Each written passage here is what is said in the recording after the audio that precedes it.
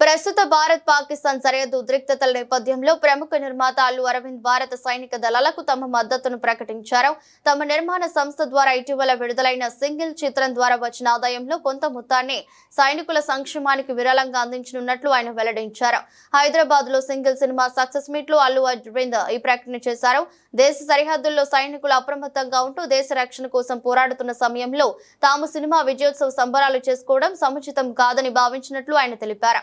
కేవలం సినిమాను ఆదరించిన ప్రేక్షకులకు కృతజ్ఞతలు తెలియజేయాలనే ఉద్దేశంతోనే ఈ ప్రెస్ మీట్ ను ఏర్పాటు చేసినట్లు స్పష్టం చేశారు. సందర్భంగా అల్లు అరవింద్ మాట్లాడుతూ దేశం కోసం మన సైనికులు పోరాడుతుంటే మేమిక్కడ వేడుకలు చేసుకోవడం సరికాదనిపించింది. వాస్తవానికి ప్రస్తుత ఉద్రిక్తత పరిస్థితులు తలెత్తక ముందే మా సినిమా విడుదల తేదీని ఖరారు చేశాం.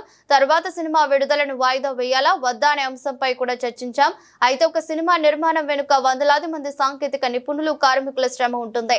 అలాగే థియేటర్ల మీద ఆధారపడి అనేక కుటుంబాలు జీవిస్తుంటాయి. ఈ అంశాలను దృష్టిలో ఉంచుకుని ఎవరు తప్పుగా అర్థం చేసుకోరనే నమ్మకంతోనే సినిమాను విడుదల చేశామని వివరించారు. ఒక మిక్స్డ్ ఫీలింగ్ తోటి ఇక్కడికి వచ్చాం.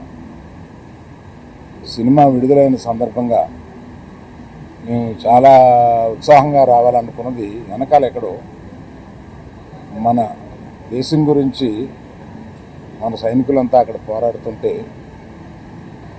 మనం దీన్ని సెలబ్రేషన్గా చేయకూడదు, కేవలం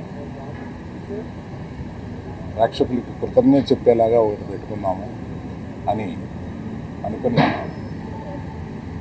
కేవలం మా సపోర్టు ఈ సందర్భంగా